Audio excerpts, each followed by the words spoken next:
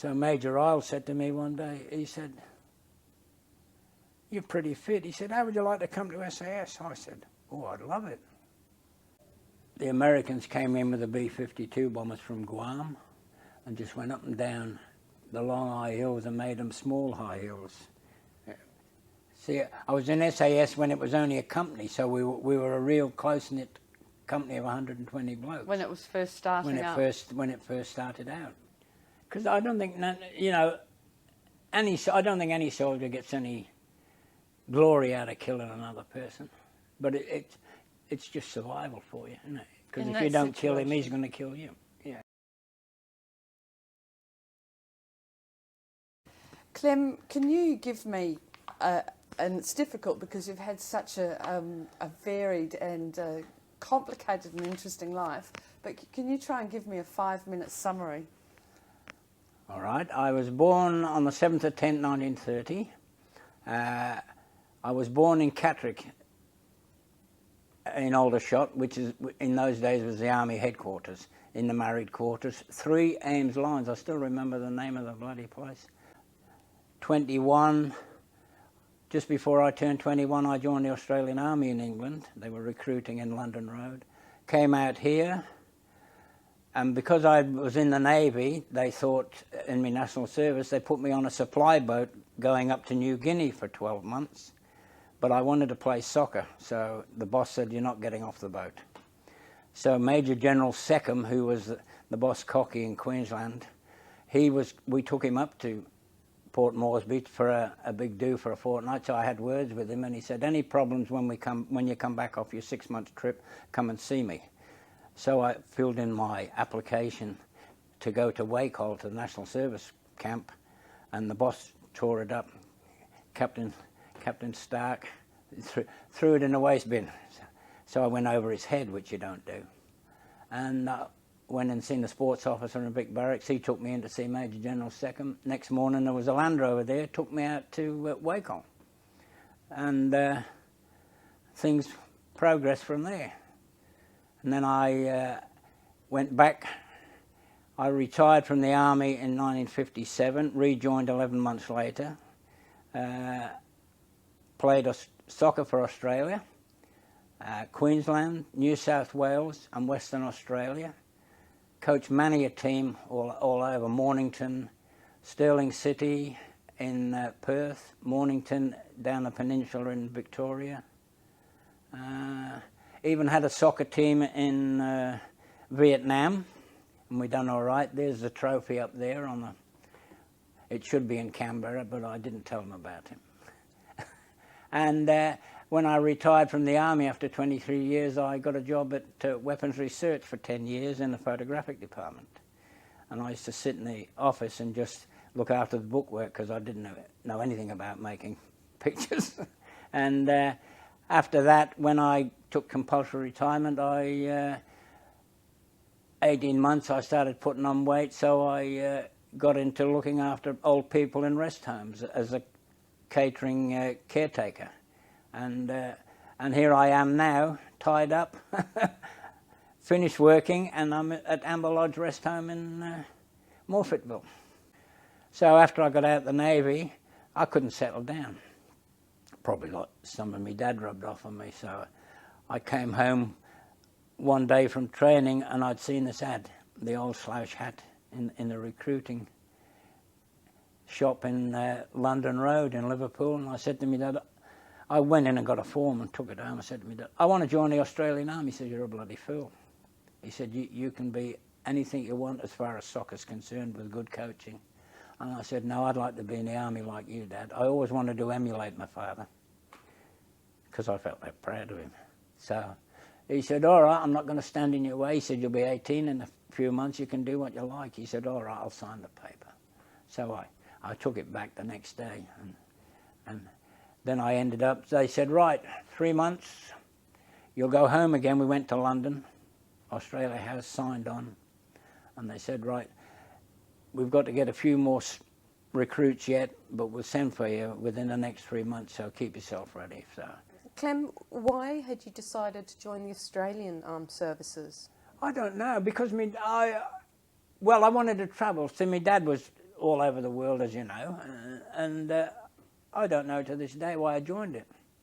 I just wanted to travel and wanted to be in the forces, and I think I fell in love with the bush hat, didn't I? So that old slouch hat. The old dragged slouch you. hat, yeah, it was in the window then. I thought, God, that'll be nice, yeah. All my decent photos I had of ever been taken in the army, I sent them all home. Yeah. So Clem, can you tell me about your first experiences of army life? First experience, 19th National Service. We got off the bus. Oh, we arrived in Perth, 120 of us. So the army's there with buses, and they took us back to barracks, to headquarters in Perth proper. Nice big lunch, and then we were footloose and fancy free. Oh, I forgot to tell you, when we came out from England, we all went, as I said to you, we all arrived at Aussie House in London and taken down to the boat. We're out in the English Channel the next morning, and the captain announces over the loudspeaker system, all report to the purser's office. So we all get up there. We got 3 months back pay. Well, we were richer than the people that were coming out on holiday. So every night we used to be up on A deck playing cards, drinking pink gins. It was a great life. 5 weeks. We get to Perth anyway. Went into barracks, had lunch, and they said, righto, you're on your own, be back at Fremantle. The ship sails at 10, we want you back there at 8 o'clock. We get to Melbourne, and the provos are waiting for us. Everybody in the bus out to Royal Park, issued us with our uniforms, and we'd done a fortnight's familiarisation with the Australian parade grounds, and then we all went our merry way. I ended up at Holsworthy, right out the back of Liverpool. So Ronnie the One. How did you become a chef? When I started my bakery, before I went at 14, when I left school at 14, I got an apprenticeship with Lewis's, the big department store. That's right, you said, yeah. Yeah. So I would go and clean the bakery oven out at the back, light the fires, get the fires going. Off I'd go to school, come back after school, wash all the greasy pots and pans up, and I'd make the bread dough for them for the baker at night. And that's how I got really interested into it. So when I got called up for national service, they didn't have bakers and pastry cooks in the Navy. They had pastry cooks but no bakers, and no vacancies for national servicemen. They had regular sailors. So they said, how would you like to be a cook? I said, yeah, that'll do me. So that's where I first learned to cook. And then when I joined the Aussie Army, I come out as a cook. Did you have to, once you arrived at the base, did you have to learn any specific army cooking? I should imagine it would be... No, it was all same. Yeah. It's, I enjoyed cooking. So when I went to Maralinga, the baker up there, he hadn't been off the range for 18 months. So the lieutenant said, how would you like to go in the bakery? I'd been cooking in the officers' mess for a while. He said, Gordon hasn't gone off the range for 18 months and he's dying to get off. He wants to go back to Puckapunyal. And I thought, now why would anybody want to go back to Puckapunyal? So I said, yeah, all right, I'll do that. I said, any extra wages? He said, oh, we'll see about that. Yeah, so we applied to the catering corps and they said, yeah, we'll pay him baker's wages. So I got a raise in my army pay for the time I done it. And then eventually they got a qualified baker from somewhere and he came in, took over, so I went back into the officers' mess. I quite enjoyed it. What? Sorry, I was just going to ask you about your weapons training at this time and other elements of your life. Weapons training, well, as you know, in SAS you go out on a 5-man patrol, everybody's got to help each other. You've got to be compatible with your mates. So you were straight away into the SAS? No. I was at Staff College, not Staff College. I was at, this is going back 61 or 62. I was at Middlehead at the Intelligence School at Middlehead, Intelligence Mob at Middlehead, and Major Isles, who started the SAS, and Roy Weir, who would be the best living off the land, eating anything. He was fabulous. He wrote a book on it, Roy Weir. Now, he was in the Second World War. He was in the Malaya campaign, and he was one of the top sergeants with Major Isles that started the SAS company. There was only 120 of us when SAS was formed. Now, I used to go out on the soccer oval every day, every afternoon, because I was playing with Australia at the time. I used to practice every afternoon when I had a spare time on the soccer oval, kicking the ball around, juggling it, things you do with a soccer ball, and run around the oval for hours. And so Major Isles said to me one day, he said, "You're pretty fit." He said, "How would you like to come to SAS?" I said, "Oh, I'd love it." He said, "All right." He said, "Leave it with me." And a couple of months later, I got my letter. Made yourself up there. Yeah, so I went over. Yeah, and then I was there for 2 years, and then I went to Maralinga on my way through to Staff College. So when you first got to Australia, your rank was Private. private, Yeah. and you were cooking, but you must have also had some other training and duties and so on when you first arrived. No, just cooking. Just cooking. Yeah, just you cooking didn't for have the to national. march or. No, just cooking for the National Service. Yeah. And what did you know about the National Service at that time? What did you know about? Nothing. We didn't even know we were going to come over here to cook for National Service. It was like, the carpets and everything else we were getting, they never turned up. Still, I didn't mind. I was quite happy being in the Army. How long were you there? 19th National Service, I was there for about 12 months. Then I went over to 13th National Service. I was only there in the Sergeant's Mess for a couple of months, and then that's when I got transferred to water transport, and I was on the boat for 12 months. Went up to Bulimba Workshops at Brisbane. So what were you doing on the boat, sorry? Cooking on the boat. Mm-hmm. Yeah, there was only 16 of us. A water transport for the Army? What it used to do was take supplies, to Port Moresby, and in those days they didn't have aeroplanes in the 50s, 52, 53. We used to take a company of Port Moresby, the New Guinea Regiment, from Moresby up to Wanamo on the Dutch-New Guinea border, and then we would bring the other company out. But so you'd still had no arms training at this time? No. But you were an army man. Now you were being paid by the army. Yeah. I was in the Army. Yeah. Oh, we used to have rifle practice at Anzac Rifle Range, but that was all. Just the old 303s in those days. But when you went to SAS, it was a different story. You had to be conversant with all different types of. Did you have your own 303? You're all issued with your rifles, but they were locked away in the armory unless you were going out to do rifle practice, or you were doing now and again we would do a bit of rifle drill, on the parade ground.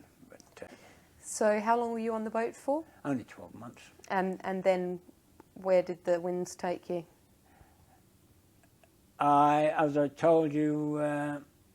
I had trouble with Norm. He wouldn't release me, so we took Major General Seckham up to Moresby that time on that trip, and he said, "Any problems, come and see me." So I was just coming into prominence. I'd played for Queensland, and there was South Africa were coming out, South China, and who was the other one? Austrian Rapids. There was 3 teams out the following season, so I thought, geez, I'd like to be in that lot.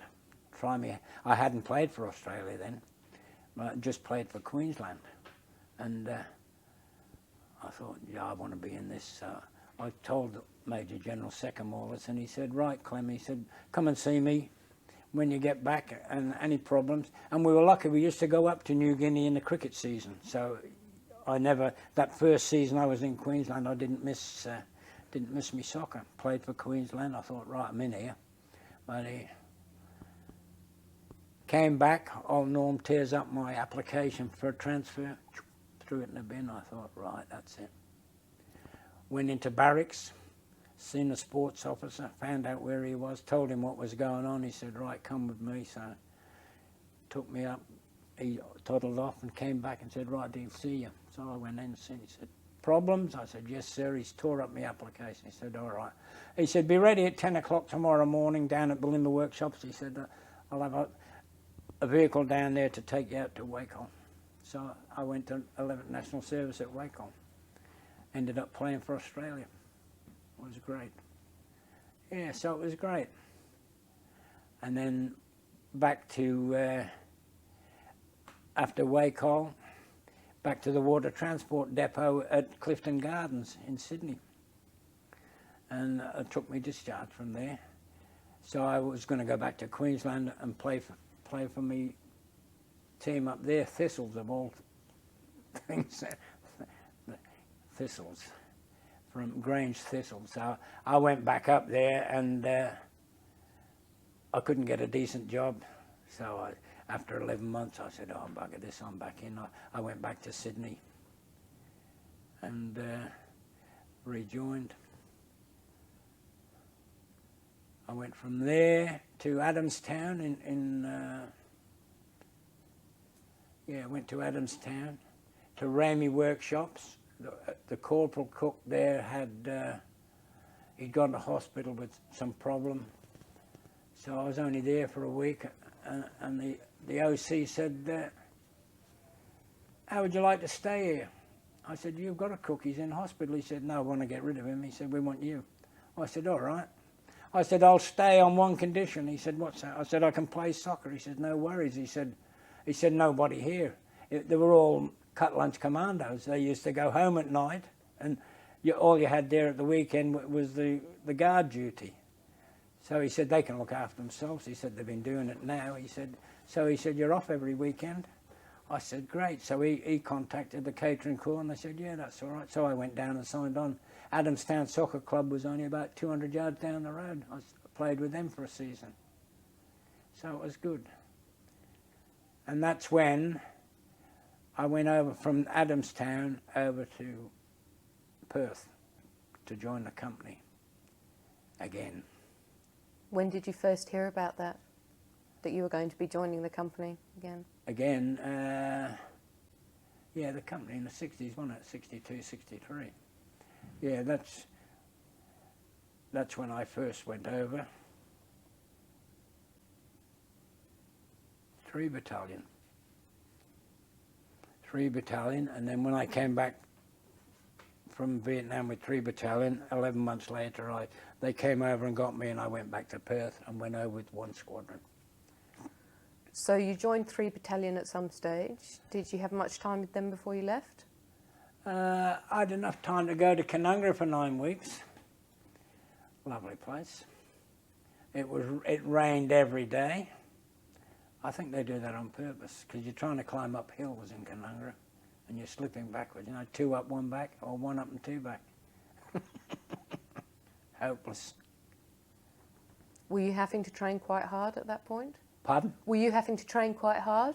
Yeah, I was always fit. I was playing soccer. I still played soccer at 46 years of age and won a medal with Elizabeth Downs. We won the 1st division of the Sunday League. Yeah, I was always fit. So what was the training with the 3rd Battalion involving at that point? They were ready to send you over, and so I assume it was gearing up. Yeah, we went up to Canungra and done patrol, patrol routines, cordon and search, because with 3 Battalion, which you didn't do in SS, with 3 Battalion, we went out, done a cordon and search, laid off a village down the Delta, and we seen these Charlies coming up this night on one of their boats. They were coming in. They got off the boat, got into the village. We immediately cordoned the village off. Next morning we started searching the village, hut by hut. We couldn't find them. They were that clever, you know, at hiding. They had trapdoors and manholes everywhere and bug out bloody tunnels. It was amazing. We never even found them. But remember the picture they used to have where that police officer in Saigon, where he had this bloke on his knees and he shot him in the head? He came to the village. Now we knew those North Vietnamese soldiers were in there, and so we'd cordoned. There was no way they could escape, but they were hiding somewhere, but we couldn't find them. He came and he took... Clem, you were just talking about the man that was in that famous photograph, and that he had come to your company, did he? Ah, the VC winner, old Chudder Simpson. Yeah, he was lovely. His wife was a karate expert or judo expert from Japan. Chudder, he was up in the highlands with the Montagnards. They're the real native Vietnamese soldiers, and he was on a fire support base, and some bigwig from the American forces went looking for him. And he's roaming around the fire support base looking for Chudder. He couldn't find him anywhere. He said, "Where the bloody hell is this bloke Simpson?" He said, and this piece of corrugated iron on the ground moved and said, "Who's looking for me?" He just dug a little hole in the ground, just enough to lay in and pull the corrugated, just in case the flak came in, in case they got attacked through the night. Yeah, because they were up in the nasty end of the place at the time. Yeah, and he come to 4 Battalion. 4 Battalion were up in the task force headquarters with us, but they were on their own perimeter, and I had to go down there and sing for him. I used to have a good voice years ago, till the smoke really got to. Yeah, so we went down there into the diggers' bar and we're singing our heads off, and then he came back up the hill with us, and you couldn't wish to meet a nicer bloke. He was fabulous. And can you tell us the story of how you had worked with the SAS? How did you first become involved in the SAS? Why didn't you stay where you were? Well, the catering corps is funny. They do funny things. Like when I was in SAS the second time, after coming back from Vietnam, they were having problems up at the School of Military Survey at Bandiana, Albury, Bandiana, and they were up there. Now, I couldn't understand this because the catering corps had a catering school just across the road from the School of Military Survey, but they sent me up there as a sergeant to straighten the place out, for God's sake. That's after I come back from Vietnam with SAS. You know, and I said to the colonel, that Colonel McFarlane, and I said, "Why would I have to go there?" He said, "Well, it appears they want you up there." So I was thinking of getting out anyway, because Christopher and Katrina were just about ready to. Christopher was just about ready to start school. Yeah. So yeah, 4 or 5 months later, I resigned from the army.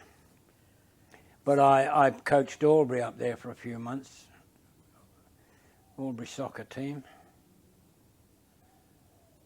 Yeah, and then I got out. We went down to Melbourne. I left my wife and the 2 kids at the airport, and there was a Land Rover or car of some description take me out to Royal Park to sign off. And Major Bird at the time was in charge of movements anywhere you like in the Australian Army. He knew where and he had a magnificent memory. He knew where everybody was.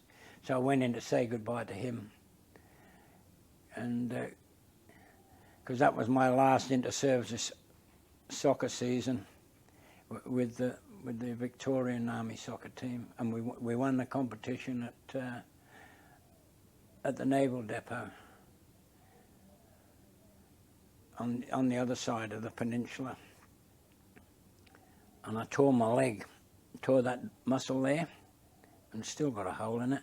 And the chief petty officer in the Navy up at the hospital, his name was Higginson, and we'd played against each other when he was at Middlehead at the Naval Submarine Depot up there. So, and we'd played against each other, and we got to know each other quite well in our travels in the forces. So I went up. I tore that muscle about a fortnight before the inter-services competition started at the Naval Depot. So you went in for 4 days. So I went in. When we arrived there, I went up to see him, and he said, "What's wrong with you?" I said, "Look, I've done that muscle in my leg." I said, "And I've got to play." He said, "Oh, that's good." He said, "I don't think I can do anything for you." I said, "Come on, don't be a rotten sod." He said, "All right." So he strapped me leg that way. He said, "Come up, when are you playing?" I said, "Our first game's in a couple of days, such and such a time in the afternoon." He said, "All right, well, come up before lunch and I'll strap your leg." And he did. He strapped my leg that way. Yeah, they'd gone always. Got on the field, it was like I'd never done any damage to my leg. And the team we were playing was the Navy team, and we beat them. And he never forgave me. I said, "Well, you done the right thing by me." He said, "Yeah, but you didn't do the right thing by me, did you?" I said, "All right, let's go over the pub." So we all went over the mess. So now, their goalkeeper he played for one of the civilian teams in Melbourne during a Saturday on the weekend for one of the, and he was very temperamental. And I used to coach the Mornington side, so we'd played him, and I'd shoved him in the back of the net a couple of times, and he used to do his block and forget about where the ball was, and he'd be looking over his shoulder. So I said to the centre forward on the day we played, I said, "Now this bloke," I said, "hit him," I said, "and we've won the game." I said, "He's a good goalkeeper." I said, "He's got one bad habit, very temperamental." I said, "But he is a great goalkeeper." I said, "Just give him a nudge, good shoulder charge a couple of times, which you're not allowed to do to goalkeepers." I said, "You're going to get a yellow card, but don't worry about it." He nudged him all right, nearly put him through the back of the net. And that was it. We won. He went right off his game. He was looking over his shoulder. Instead of keeping his eye on the ball, he was waiting for somebody to hit him again. And he come up to us when we were having our drinks at the end of the competition. He said, "You rotten swine," he said. "You told..." I said, What are you talking about?" I said, "I wouldn't do that. I'm too much of a sportsman." And the chief petty officer, he says, "You did, you swine, didn't you? You told him to rough him up." I said, "He never roughed him up. I said, only hit him once." He said, "Yeah, and that was enough, wasn't it?" Oh, So you managed to play soccer in almost every place you went to? Yeah, even New Guinea. Now, I forgot to tell you about that. One squadron, we're up in Vietnam. We're doing our warm-up 9 weeks in Lae in New Guinea. We're going to Vietnam, so they send us up there to get used to the heat and the humidity. So old Teague says, "Right," he said, "we're going up to Balolo to the goldfields next weekend." He said, "You've got to pick a rugby team and a soccer team." I said, "How the hell can I do that?" He said, "Well," he said, "you've got your soccer team." He said, But he said most of the lads play rugby down at the unit, which they did. Most of them were all, you know, they'd play anything. Got them out of work, play sport on a Wednesday afternoon. So I said, all right, so we picked a team and we went up in Land Rovers. Now going up them hills where that gold mine is in Bololo and the goldfields up there, you're going around mountains like that. And then you get to the top and you look down. It was like the mountains were around a crater of a volcano, but it wasn't. It was just the way it occurred, and it was magnificent. But going up, Father Jackson, the SIG sergeant, Jacko, him and I were in the athletic team. He could run like a hairy goat. But Jacko jumped out of aeroplanes, mad as a cut snake, hated heights. Laid in the bottom of the Land Rover. Wouldn't sit up in the back like anybody else. Lay down.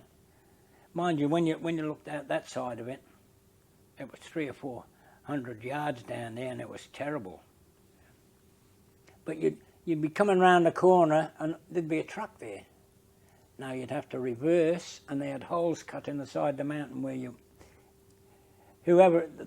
people coming out had the right of way, so you had to reverse out, reverse back, get in the cutting, and the truck would go past and then you'd start again.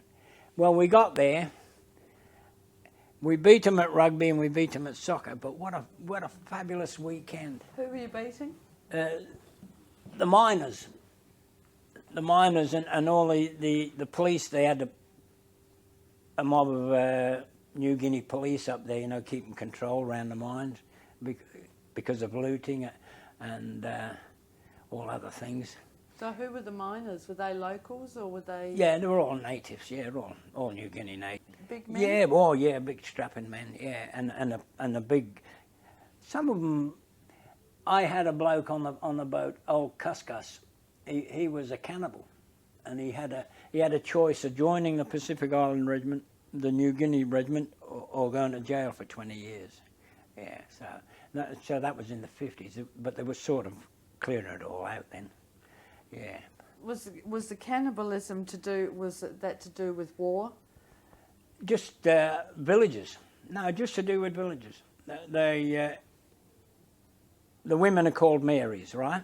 So one village is a bit short of a couple of ladies for blokes to marry, so they would go and raid another village and pinch a couple of the girls and bring them back, and they'd have a marriage ceremony, and you'd think that was all over. No, where those girls disappeared from would get a raiding party together and come and raid that village. Oh yeah, and they were mad. Yeah. And cannibalise the...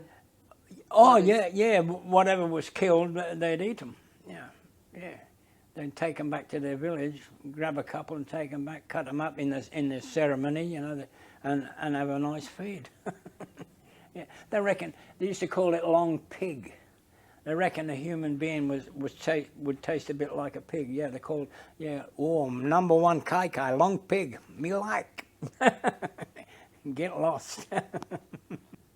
So, Clem, you went to Woodside to train with the 3rd RAR. Yeah. What year was that?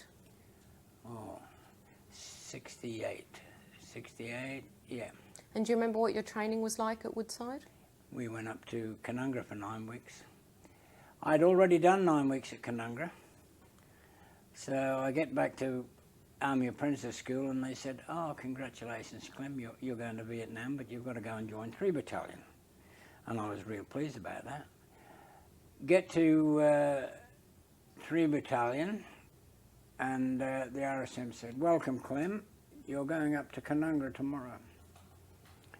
So I went back up there for 9. I said, I've just come from there. And he said, no, you're going for another 9 weeks because you've got to work with B Company, your company you're going with. I said, oh, fair enough. So up I went. And who do I meet up there? My old mate Barry Young from SAS. Everywhere I went, I used to run into him because we were good pals. So we done 9 weeks. And back we came, and then we hung around for a while, and then off we went to Vietnam. Do you remember what you took with you to Vietnam, other than army stuff? Did you have any personal things? No, nothing. Just army gear. We went up in the advance party, and the plane stopped in Singapore, and we had to look like we weren't soldiers. So we all had khaki polyester trousers on, spit polished shoes and a white shirt and short hair. So we stopped there while they refueled a plane before we went on to Saigon. So we were standing in the bar having a few drinks and having a smoke and trying to not look like soldiers, which is a bit stupid. And then we got 2 lads stayed on the plane and looked after the rifles and ammunition on board, and then off we went. And was that a civilian plane? Yes, yeah. Yeah, Qantas. What were your first impressions of Vietnam? The first time, well, we landed at Saigon and we were hanging around Saigon waiting for helicopters to take us to the SAS Hill outside Task Force headquarters. We were just lying around on the tarmac, and then from there straight out to our unit, and we worked for a fortnight before picking up what was going on from the unit that was going home. So we didn't see much of Vietnam for the first couple of weeks. And what were they telling you, the lads who were going home? Not much. Just telling us stuff, you know, that we'd been trained to do with SAS, like 5-man patrols and what the countryside was like, you know. So, but were you with the SAS in your first tour? On my first tour, I was with 3 Battalion. We went up in the advance party again, and we landed at Saigon, and then we came down the main highway. And yeah, we didn't...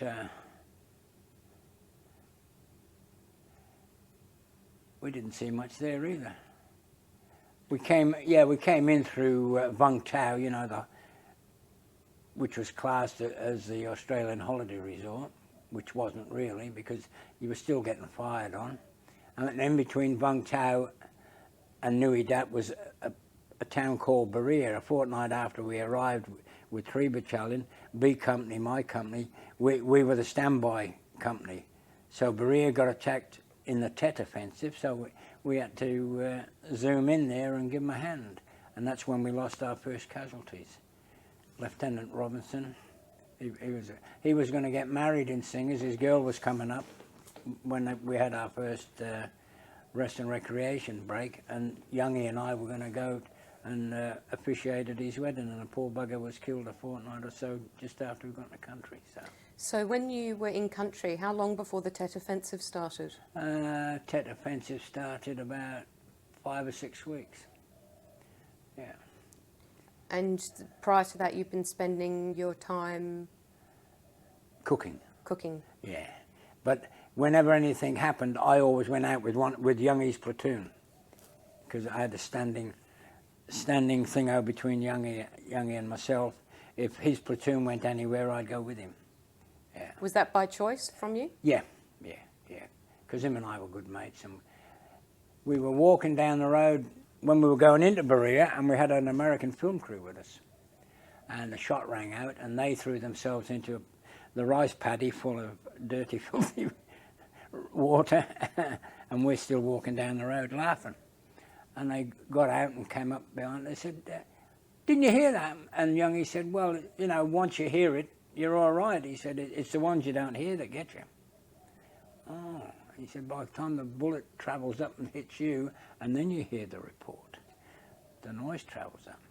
Oh, and I meant to ask him, because they filmed us all the way through the platoon, Youngie's platoon. We were deployed in the paddy fields and across the road, and we went right in. But that one shot just came from a little house down on the right-hand side, and whoever was there when we got there had long gone. But and then that's when we went round through Berea, and we were doing a coordinate search of this village, and that's when Lieutenant Robinson and we lost a couple of signallers with the radios on their backs. They got killed. Yeah, we lost about 3 or 4 blokes in our first contact. Do you know how they were lost? Was it? They were shot. Mines? Yeah. No. Yeah, shot. Yeah. Did you use your weapon during that first contact? No, by the time we'd got to where the action had happened, it was all over. So all we could do was record and search after that, and they'd gone. As I told you before, you know, they disappear into the thin air. Yeah. But then we've done a cordon on the Long Eye Hills. There was a hospital camp there. Hospital dug into the mountain on the Long Eye Hills. So we had the American and Australian Navy on the seaside doing a cut-off, and we were putting the support bases in, fire support bases, cutting out anybody trying to sneak away. Couldn't. And the helicopters were going up and down all day long with the Vietnamese interpreter on the plane and the loudspeakers telling them to come out of the hospital. And only one person came out. So the Americans came in with the B-52 bombers from Guam and just went up and down the Long Eye Hills and made them small high hills. And then while we were in there with the fire support base, Youngie and his platoon, we went out and put an ambush position in because the cheeky buggers came out and pinched the detonators out of our mines that we'd put outside our perimeter wire. So they'd found out where they were coming down this track of a night, so we put an ambush position in there, and three Charlies moved into the ambush position, so we called for some light, so they set up the flares from back at the fire support base, and then all hell broke loose. And all that was left when we was finished, because we had two M60s with us, Claymore mines, and we all had our weapons, M16s, and had rocket launchers underneath the M16s. And all we found of them three chaps was their Ho Chi Minh sandals, you know, the old sandals made out of rubber tyres. Yeah, and that's... But once the lights went out, well, we just stayed there till morning. You don't move in the dark. And so when first light came, well, we moved over to where the ambush was initiated, and there was nothing. Just flesh and blood hanging off the trees and everything. They really just blew them to smithereens. So we moved back into the fire support base. Whose hospital had that been? It was North Vietnamese staging hospital, and it was built into the side of the mountain because the mountains over there, they're like, what would you say, like compressed seashells, because we built ourselves a little hutchie to get in at night time, and it only took us, it would be half the size of this room, and it would be about the roof would be about that high, and we got some poles from an old temple that had been bombed, so we got all the timber from there to put on the roof. And we just cut steps. It only took us 8 hours to build this whole place. Down under the ground, we had the air vents in the little air vents in around the walls underneath the roof, and we could eat down there, sleep down there, and you could have lights down there. So that's where the lads slept overnight, and the radio shack was in there as well, which was good for communications. And we're all down there one night. Just before last night, and we went bang, bang, bang. So we all grab our weapons and run up. And we run over towards the noise, and it's old Gazza Martin. Poor bugger's dead now. He died horribly with cancer, the poor sod. What the hell's going on? He'd seen a snake. He had his own little trench dug, and he'd seen a snake in there. So he shot hell out of it. The only thing he killed was his blow-up mattress. He felt a bit foolish for a while, I'll guess. So he come over and slept with us over in the big place. Yeah, and then he had a lovely wife, old Gazza. Had a nice wife and 2 kids. When I was at Woodside, I was playing soccer on a Sunday for Elizabeth Downs, but I'd volunteered to cook. They had a camp going, you know, for the kids down at one of Cuddly Creek or somewhere up there where some Lutheran mission had a camp. So I said I'd go and cook for them for the weekend. So I cooked lunch on the Sunday, and they whipped me down to Elizabeth to play my soccer match, and then brought me back in time to cook tea. And I got to know his wife and his 2 little kids, who were beautiful.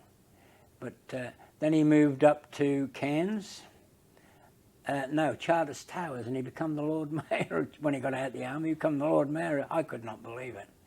Lord Mayor of Charters Towers. And then his marriage folded up, and he ended up marrying a Malaysian or a Filipino girl, and they had a nursery down in the Hunter Valley somewhere, the other side of Newcastle. Yeah, so it was... and then Vince, that old army mate of mine that I tell you comes down every second Tuesday, he knew Gary very well, and because I think Gary was in Korea as well, and Vince knew him very well, and he was telling me the poor bugger had died, died very badly too, you know, with cancer, the poor sod. They all seem to die very badly, don't they? And I'm still here. Do you remember other action and contacts you saw in your first tour? Well, I was just reading through my book, trying to remember the name of the lad, Quigley. He had another good 19-year-old national serviceman, fabulous Aussie rules player, was going back to Tasmania, and the Melbourne clubs were chasing him. He was always getting letters from overseas. They wanted to sign him on, all his clubs offering him all sorts. The last duty we performed before we come home, the next morning, the relief battalion came in and took over from us, and we just packed everything up, get ready. We were leaving, coming back on the aircraft carrier a fortnight later. Quigley went out to a listening post outside the wire, just outside B Company lines, and we had a CMF lieutenant came over as an observer. So there was Quigley and the rest of the 3 or 4 blokes in the listening post. Now the listening post was just this side. It was between us and the plantation. So halfway through the night, from what we can gather, somebody heard a noise. So the lieutenant was supposedly, I don't know whether it's true or not, but the lieutenant supposedly said to Quigley, "I wonder what that noise is." So Quigley, like a fool, the poor little sod, stood up. Bang, 1 shot and he was dead. A fortnight later he would have been on his way home to fame and glory, the poor bugger, just through one stupid mistake. Hopeless. Yeah. How did that first tour affect you? Pardon? How did the first tour affect you? Well, it didn't worry me going back the second time. Mind you, in my estimation, I was going back with better trained blokes around me. Because no national servicemen in SAS at the time, because I had to do a 9-month cadre course, and but they were all tied up with national service. But did you think the national service people were a bit inferior as soldiers? Not inferior, just not well trained, not well trained enough, because there was all the real instructors were in the regular army, yeah, and they were all tied up with the battalions overseas. Yeah, if you're a good instructor, well, they were overseas in Vietnam with their companies in different battalions. Just not enough good instructors to go around with you know, what was needed. But it's yeah, it was a shame really. But most of them, don't get me wrong, most of the national servicemen handled on themselves very well. Yeah, they were good. But with what they had, they were very good. Yeah. None of them ever appeared to be frightened when we were out in operations. Never ever. Even that night at Coral when it started, they all stuck to their guns and they all done a good job.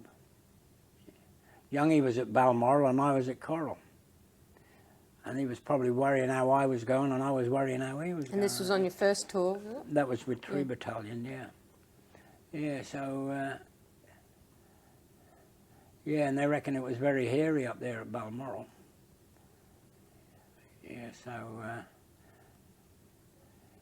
we had, it was that bad, the Yanks came in with their gunships and they fired round our wire, and it was just like rain coming down.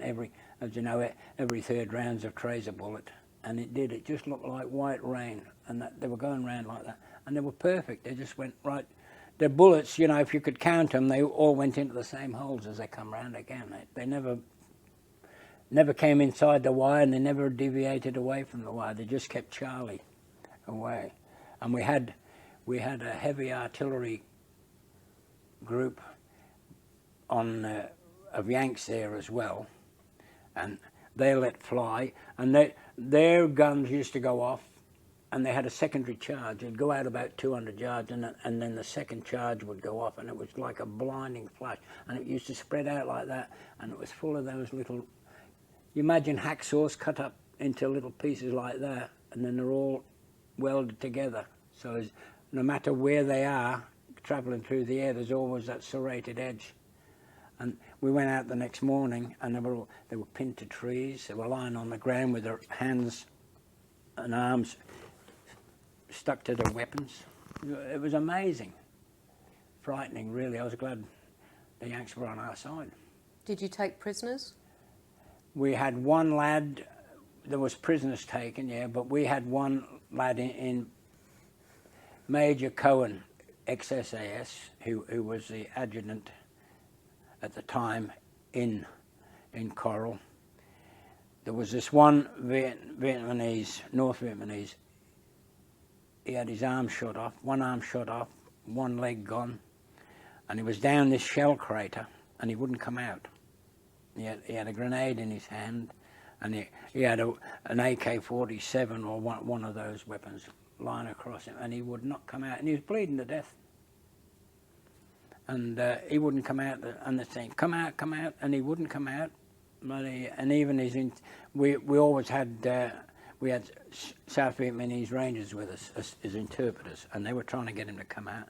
In the end, they brought a tank over and just dropped the barrel and pointed it at him. And he decided then, he put the gun away and put the grenade away, and they went down and brought him out. And there's a picture of him in the 3 Battalion book that I've got, Major Cohen and this other bloke fixing him up. And I believe he's still alive today. They whipped him off to Saigon in a chopper. Yeah, and he was in a hell of a... I thought, oh, he's not going to live. But he did. They were very resolute. Yeah, they were a good soldier. But we had air support, which they didn't have. How did you feel about the enemy at the time? Well, I didn't hate them. Didn't like them, but I didn't hate them. It's just a matter of survival, isn't it? You never really think much about it. No. Yeah. I don't know. Yeah, I never hated them. Just didn't think much about it. And what happened to the dead after that day? Did the Vietnamese come and pick them up themselves, or? What they do is they tie a loop around one of their legs, right? What is it? Like some type of vine, and they've made it into a figure 8. One goes round the ankle, and there's a loop hanging off to the side. And as they retire from the action, they've had a contact, so they're getting shot up. So they decide to retire. If they're running past and they see one of theirs lying on the ground. Now, their religious belief was if they died with the face down, they'd go to hell. They wouldn't go to heaven. They had to die on their back. So they would drag them, and you'd come across them afterwards. They'd be lying dead out in the bush as you followed through. If you're doing a clearance and chasing them, you'd find that they died, but they were lying with their face upwards. And if you ever come across a body that had been there 3 or 4 days, even if he was lying face upwards, you blew them up. You didn't touch them because they'd be booby trapped. So yeah, it was a funny old war. Was it hard to take, the human casualty side of things? Oh, you used to get upset, you know, because even the young Nashos, you got attached to some of them, you know. They were comedians, or that, you know, they were real good lads, you know, and some of them were very smart. One of my cooks, we used to call him Casper the Friendly Ghost. He was about 6'2", George. What are you doing, George? What are you taking your R&R? He said, I'm going home to see Mummy. He was a high school teacher at 19 years of age, for God's sake. And they whipped him into the National Service. Now, George goes home. Where do you think he spent his 5 days R&R? Up on the lookout on the Sydney Harbour Bridge. I said, every day, George? Yes. I said, what did you get out of that? Haven't you got a girlfriend? No, he said, I'm too busy being a teacher. I said, oh, fair enough. Now, George would wait till about 9 o'clock at night to have a shower. He was a bit shy to shower with the rest of the lads in the shower block, and you'd see him whipping across over to the shower block from his tent. That's why they christened him the Friendly Ghost. But you couldn't wish to meet a nicer lad, but he wanted to go home to his mum and spend his 5 days, which I think was fair enough, eh? He survived the war? Pardon? He survived Vietnam? Yeah, George survived. Yeah, all my cooks survived. Yeah. Whenever, and I'm not blowing my bugle, but because I used to like to go off out on operations, and whenever Gaza would say, right, I need a cook, Clem, I'd say, all right, here I am. And he left it at that. Off I'd go. He'd say, right, so-and-so's going out, go with them. And off I'd go. And I never give it a thought. Did you feel invincible? Did you think you'd die? No, I didn't, no. No, I was... anybody who said he was never frightened in war is an idiot. No, I was on my toes and I was bloody listening, you know, the slightest noise. Nobody wants to die. Nobody in the right senses, anyway. No, it was funny. It was that situation between Youngie and I. We just seemed happy with each other's company when we were out on operations. We knew with our SAS training, even with 3 Battalion, when we were 3, we knew with our SAS training, we were a little bit more prepared and we could rely on each other, which is good. But the young National Service kids, they were bloody marvellous. They were fabulous. Yeah, and they couldn't be faulted. Did you have R&R while you were there, or R&C? I had R&R. I went to Taiwan and played the pokies the whole 5 days I was there. Things haven't changed. Pardon? Things haven't changed. Things have not changed one little bit, no. Did you ever spend time in Vung Tau on leave? 2 days. 2 days. Because I knew a bloke called Snyder in the American Seabees, and I spent all my time down at the Seabees watching how they performed. They call them Seabees, but they're like Army engineers, Navy engineers, and they done all the road repairs, airdrome repairs. Snyder, I often wonder what happened to Snyder. He's probably still alive and kicking in America somewhere. But he used to come up, he loved coming up to the SAS on the hill. He'd come up for a weekend, and he was a good contact because he was good for me when I had welcome parties or blokes going home. We'd always bung on a big barbecue and a big smorgasbord for them, and the Americans used to get big boxes with 70 and 80 T-bones or porterhouse steaks in them, and he always got them for me, no worries. Yeah, and it didn't cost us a thing. So it was always had a nice barbecue or a nice smorgasbord and a big meal for the boys. Yeah, so he was a good friend, old Snyder.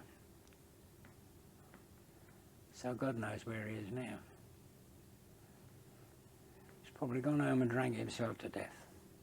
But he said to me a curious thing. We used to hang out in camp. We always used to carry a sidearm, and we used to hang when you went into the mess. We had combined officer sergeants mess, so you would hang your weapon up on the hook. So he come up one day, and there was quite a few, and his eyes lit up. He said, "Do you think you could get me one of them?" I said, "Why the hell would you want one of them? You've got weapons a lot better than ours." He said, "Oh yeah," he said, "but I'd send it home," he said, "bit by bit." I said, "Well, what's the difference?" He said, "Well, then I'm out in the country, driving with the missus and kids on the weekend." He said, "I've got this weapon that nobody knows I've got." I said, "You're joking." He said, "No." He said, I said, "Well, what would you do?" He said, "Well, when I seen a coon," he said, "I'd shoot him." I said, "You're joking." He said, "No." He said, "We're trying to get rid of him out of the country. I'll shoot the nigger."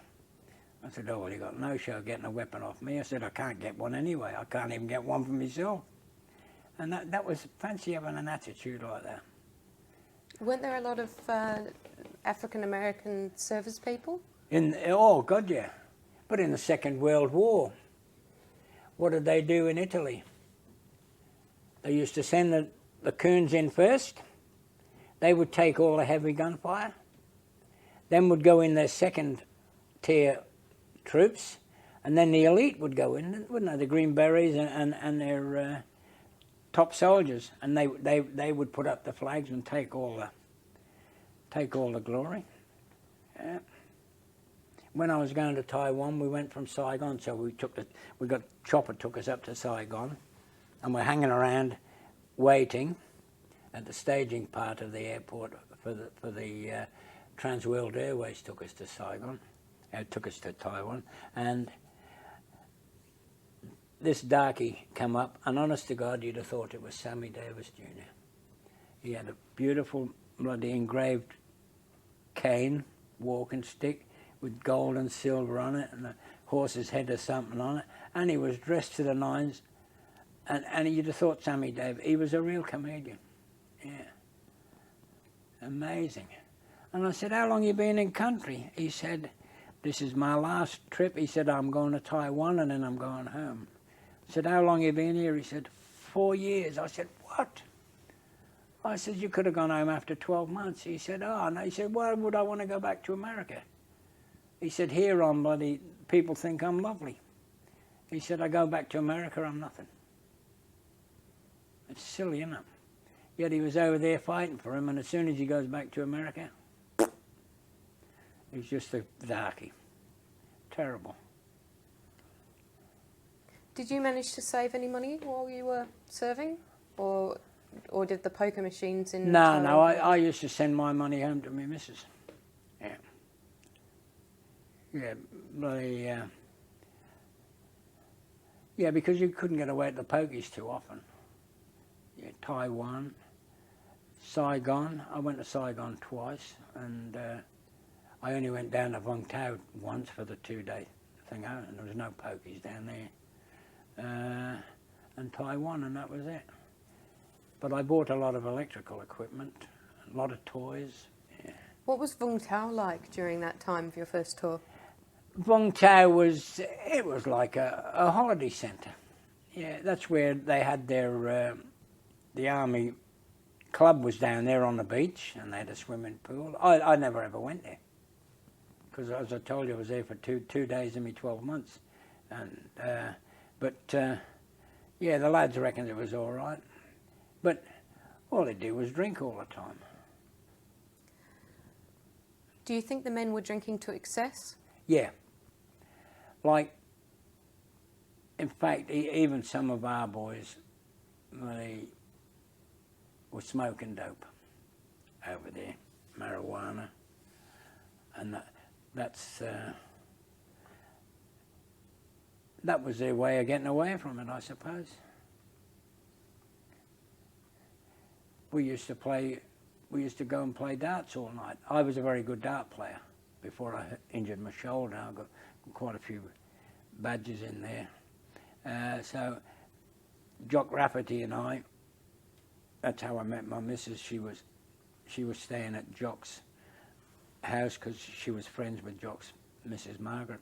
And when I went to Woodside, he said, come on. He picked me up at the station up in the hills, you know, when the train used to stop up in the hills. Took me to Woodside, and that's when the RSM said, well, we don't want to see you till Monday, and then you'll be off to Canunga. Thank you very much, sir. And he said, oh, you're playing soccer on Saturday? He said, I haven't played for 6 months. He said, oh, don't worry about it. I said, what's the name of the team? He says, Texas Rangers. I said, do they provide a horse? But they were a good team. They were all English, Irish and Scotch blokes. Yeah, and I had a good game on the Sunday. And then we went to his house, and my ex was there. So, and that's where it started. I've cursed him ever since. No, not right. I've got a lovely daughter. Do you remember looking forward to the time when you could leave Vietnam, or were you wanting to stay? No, it didn't worry me. Yeah, no, I never. No, I don't think I ever. You know, I don't think I was ever in a hurry to come home. Could you tell us a little bit, Clem, about your daily routine on your first tour of Vietnam? What you do in an average day? Average day, you'd be up early. I still get up at 5 o'clock in the morning here. It annoys Jean because I've got to go through to the shower and the toilet, and then I come out and get dressed. So, Vietnam, you get up 5 o'clock, start getting breakfast ready for the boys, think about lunch, and you didn't have to write out a ration statement because the ration store in B Company, or the headquarters ration store, would deliver what was available. They would come into them, and then they would divide it up, and so it would arrive. Now, bread making was easy because all you done was took the top off a number 10 tin, and everything was in there. All you added, the yeast was powdered yeast, so all you done was dilute it, break it down into your flour, mix your dough up, and then go through the procedure. Let it rise, knock it back, let it rise again, and then mould it. And you had, the stoves were big cabinet stoves, aluminium. You probably, have you seen them? And they've got a cradle goes in underneath. Yeah, and so you do your baking in that. But we were lucky. We had a pizza oven, which was good. Stone floor, so that was terrific for cooking bread. So scones for morning tea, make up a sweet. And being a pastry cook by trade, we done all right. Always had bags of apple pies and custard. And then designate the duties to the rest of your cooks, who was going to slice the meat up, who was going to cook the meat and look after it. And then you always got 2 lads to set the tables, clean the tables down, set them for lunch, make sure all the condiment bottles and that were filled, salt and pepper shakers were filled. Slice of bread, if it was bread for lunch with whatever meal you were having, you'd slice of bread and put so many, it depended how many people were sitting at the table. Just like a normal hotel routine, making sure everything was right for the meal. So, Clem, primarily you were a cook, but you said every now and then you'd like to go out on patrols. Yeah. Was that just to change your routine a bit, was it? No, I used to like going. I used to spend more time out on operations than I did in the kitchen. I used to leave my Corporal Barry Jones back in charge, and I think he was quite happy staying there. Yeah, because he ended up being a lieutenant in the catering corps. He was a very good cook. And they didn't mind, the other soldiers didn't mind having a cook along? No, God knows, no. Because I was SAS trained. Is this your first tour we're talking about, or your second tour? First tour I was SAS trained too, wasn't I? See, I was in SAS when it was only a company, so we were a real close-knit company of 120 blokes. When it was first starting out? When it first started out. And then I went to Maralinga, then I went to Queenscliff, to Staff College, then I went across the road to the apprentices school, and then I went to Woodside to join a battalion, so I was better trained than most young infanteers. But they didn't mind, they were just glad to have you along. Yeah, because I got on well with all the young lads. Yeah. You say young, how old were you? God, well, that was 69, wasn't it? I was born in 1930. So you would have been one of the older I people would, there? would have been one of the oldest surviving buffheads in Vietnam. Yeah. Definitely the oldest soccer player that ever played in Vietnam. Yeah, so, yeah, well, I was 40 odd when I was there, when I went back with SAS. Yeah. At Kananga, I went through the assault course. And I beat everybody through the assault course. And when you go through the assault course, then you climb up a tower, which is only about 20 feet high, and you stand on it, dive in the river and swim across. And the brigadier, I forget the brigadier's name, I'd never seen him before.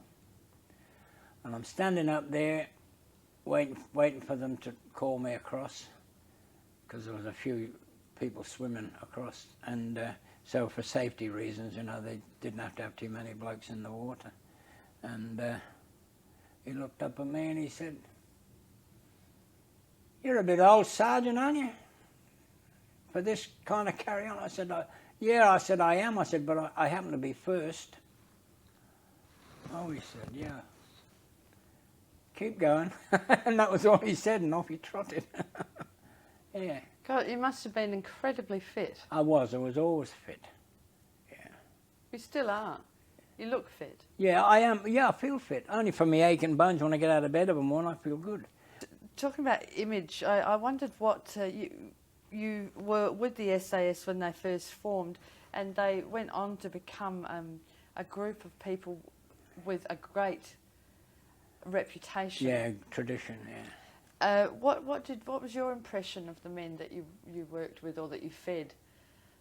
What was your impression of the SAS? Well, I was one of them. Even though I was a sergeant cook, they treated me as their equal, because we went out at night, we went on operations, we went on exercise. We were all pals. Yeah, and they didn't treat me, "Oh, you're a cook." Like you know the old saying in the Second World War, "Who shot the cook? Who called the cook a bastard? Who called a bastard a cook?" Yeah, but that mentality nowadays, to be a cook in the forces, you've got to be chef. You've got to know what you're doing. I was head chef at the Bridgeway Hotel when I got out of the army, and you don't get that by just knocking on the door and telling them you can cook. You've got to prove it. Yeah, Central Districts Football Club, Tea Tree Gully Hotel. Yeah, so I've cooked in good places. And strange places. And strange places, yeah, I'll go along with that. Well, can you tell me a little bit about your work with the SAS when you'd go out in a group with the SAS? Right. Jungle Training Centre at Collie in Perth. So we're going out, and so we've got one group's the enemy, one group's defending the place. So this time we go up. First time I go up, I'm in charge of the cooking facilities. So I've got blokes sneaking up. "Hey, Clem, give us a couple of onions." Now they're the enemy, and they've snuck in. They want some onions to put with their ration packs, or tomato sauce or something. So, and away they go. But the next time we go up there, Clem's a member of one of the patrols. So we've got to go from point A to point B, and then compass bearing over here to another point.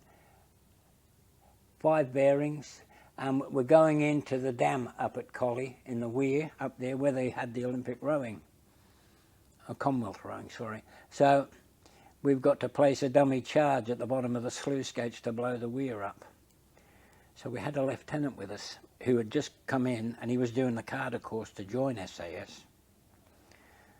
And so he's in charge of the patrol. Each man takes charge of each leg, and we were unlucky. When we got to the river crossing, this lieutenant's in charge. So before we'd started out, you get your briefing in the briefing tent. So, right, this is what's happening, this is where we want you to go, you've got to go, put the dummy charge in, leave it there, and we know you've been. Fair enough. So we leave the briefing tent, and we go back to our own little tent, and we have talk amongst ourselves, and what do you think, how we will approach it. Every man's got to know what's going on. If any happens to number 1, number 2 takes over, or 3 or 4, bingo. So we drew a sand map. We'd been up to Collie that many times it wasn't funny. So we drew a sand map, and we explained everything to this young lieutenant, and we forgot to tell him that there was easier ways to cross the river than where we didn't know at the time that he was going to be there, but he just happened to be, it fell in. The referee, you always have an umpire with you, with a 5 umpire, and that's 5 in the patrol. Right, change over, you know, you could be halfway from A to B, you'd say change over. So, and this is in the middle of the night, and they've just kept you awake for 78 hours. Charming people. This is 78 hours in Swanbourne.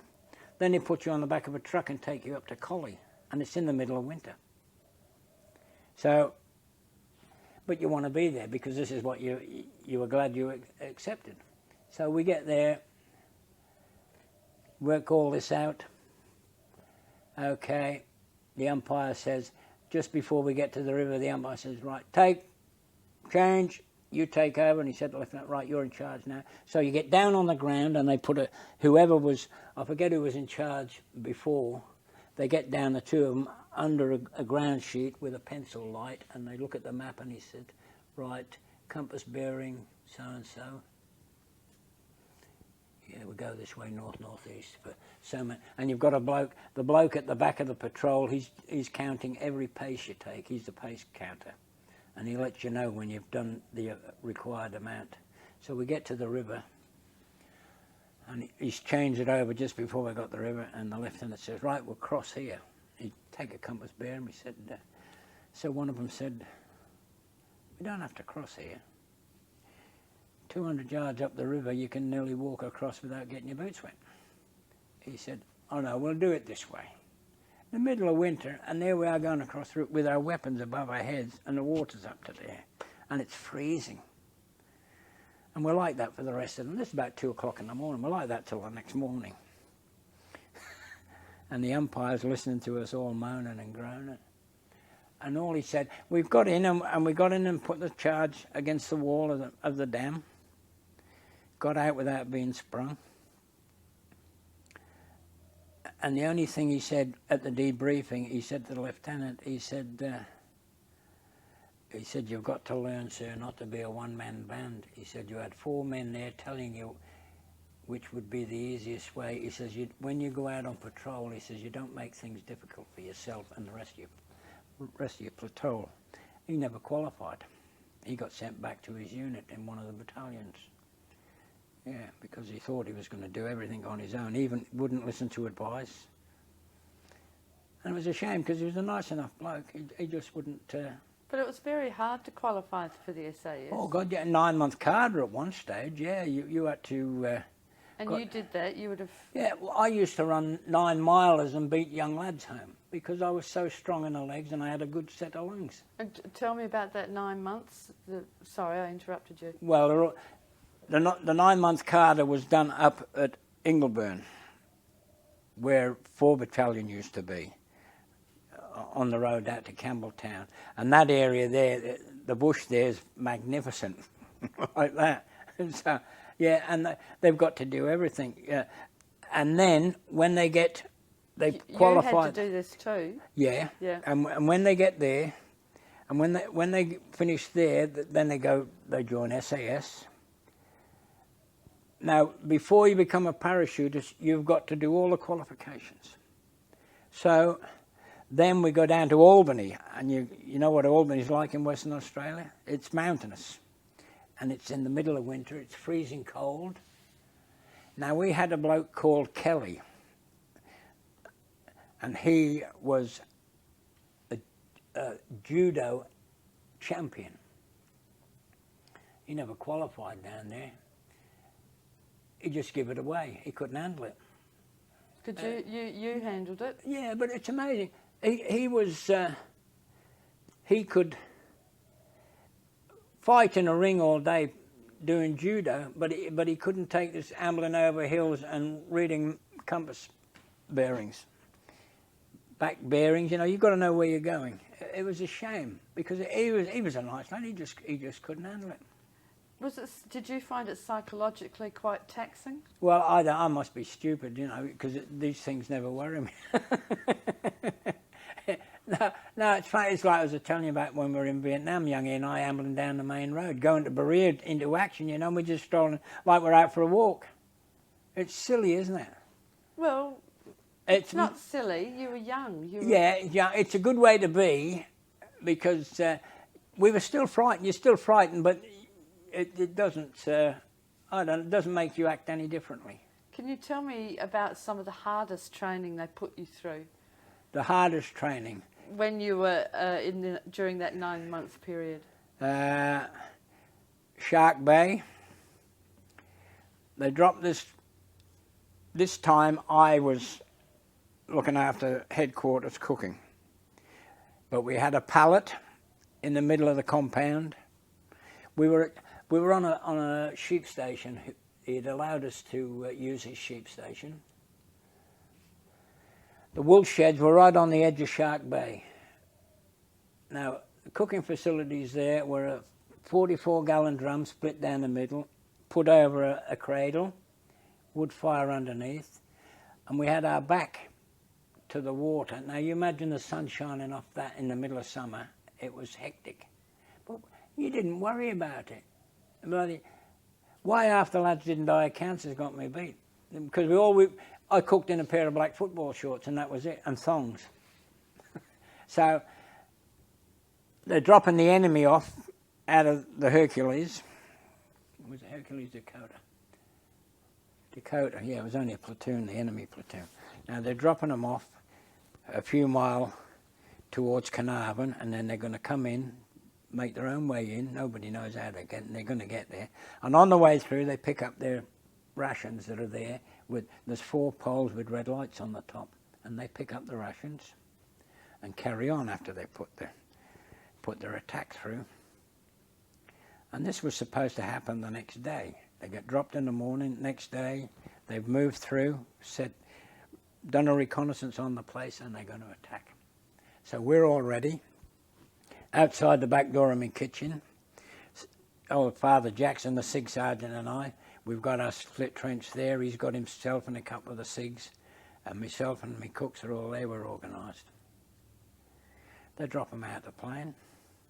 Now, before they drop them out of the plane, they've got a wind controller on the ground, a ground controller.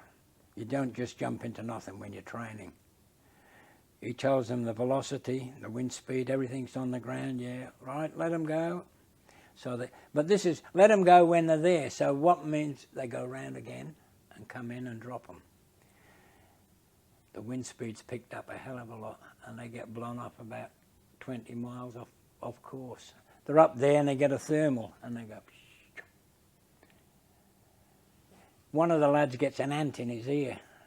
So one of his stupid friends in a patrol puts bloody paraffin or kerosene in his ear to kill this ant. Didn't do nothing for the boy. They had to knock him out. So they had no means of communication. But this Jock Reed was that good. He was an ex-British Navy lad, Jock Reed, one of my pals. But he changed. He managed with a normal radio set between here and point A over there, or point B over there. He managed to get contact with the aeroplane and told them what was going on. So they got through to Amberley, and Amberley sent a helicopter to pick this lad up. So while this was all going on, that delayed the attack by 3 days. While Jock Reed was working all this out to get this communication setup working, and he ended up getting a medal for it. But they were that late. So he got a medal for a training exercise? Yeah, because he got the helicopter. He got communications with the aircraft that managed to get back to Amberley and get the helicopter out to pick this lad up that was seriously bloody ill with his crook ear, with his ant in there and kerosene, and it would have burnt hell out of him.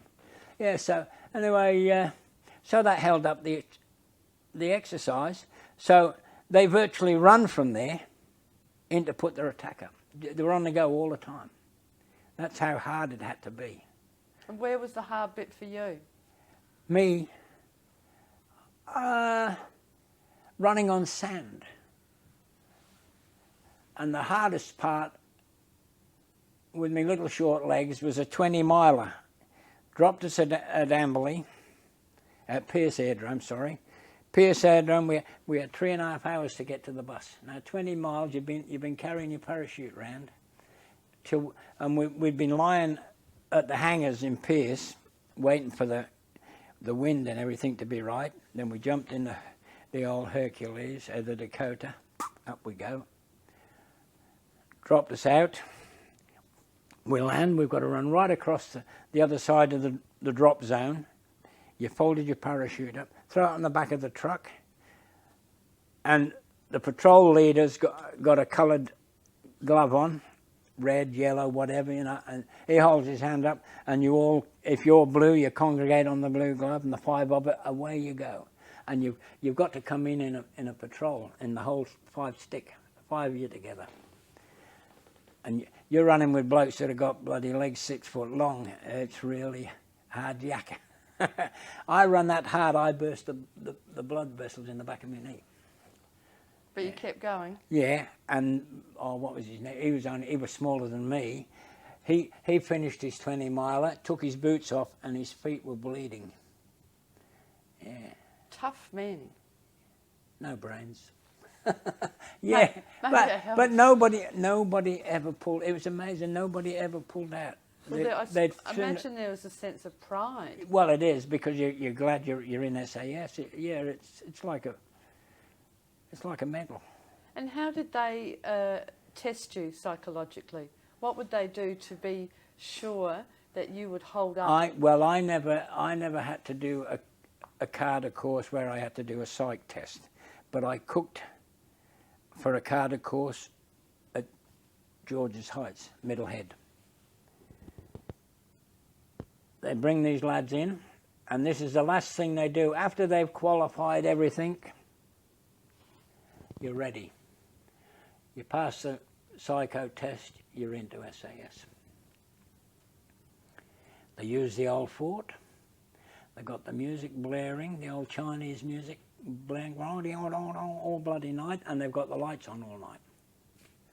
They stand them against the wall with their fingertips, and they're off at an angle like that. And you're right back, your legs are out there, and they're hitting these lads, these candidates for SAS, they're hitting them on the legs, back, and they're like that, and all the pressure's on the ends of the fingers. And they're abusing them all the time, calling them all sorts, trying to break them down.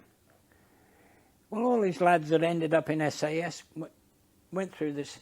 Do you know, we had a Catholic priest there. He broke away.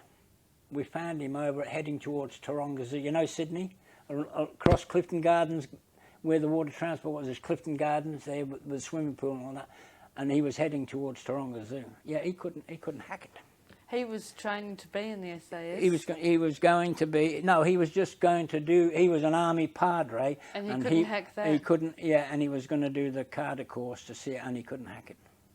Yeah. What kind of men were they that passed all of those tests?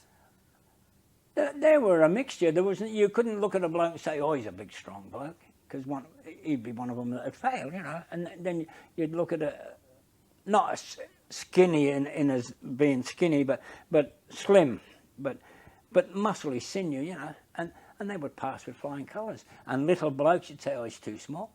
They used to pass. They were as strong as bloody lions. They were amazing. What kind of men were they? You must have talked to them a bit when you were cooking for that. Mentality. Yeah, they were all right. Yeah. There was only one, and the padre and only one other bloke failed. Yeah. It's their inner resolution. It's amazing. So I'm cooking them. The first day there, we cook them up a big slap-up feed. And they said, "Oh, this is great, beautiful." Yeah, we had all sorts. Prawns, crayfish, the lot, sausage rolls, party pies, glasses of beer. So that's all right. They whip them down to the fort, because this is at the School of Military Intelligence, which is just down from the fort, and it's in their cooking facilities that we're using. Right, what's for lunch tomorrow?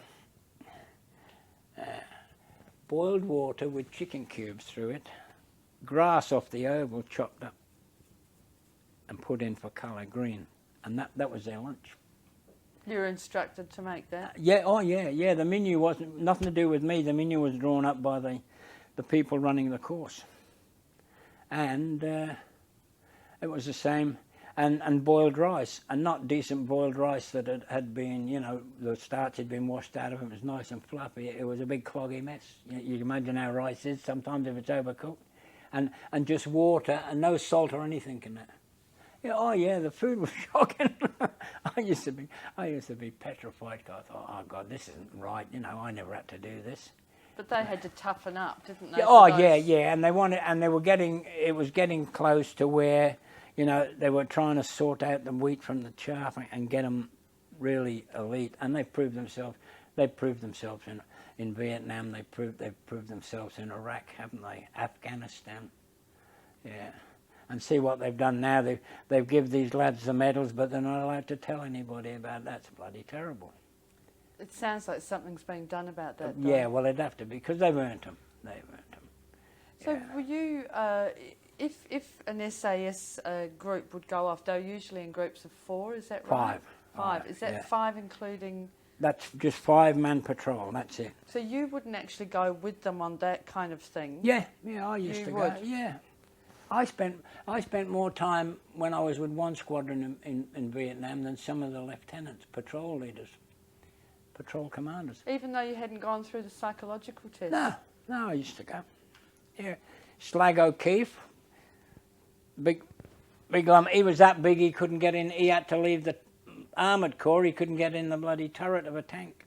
And he was a big lump of a bloke. Oh, Slag, I went with him. Shorty Turner, Connigan. Yeah, I used to go out with them all. You want to come out, Clem? We're going out tomorrow. Yeah, why not? Yeah.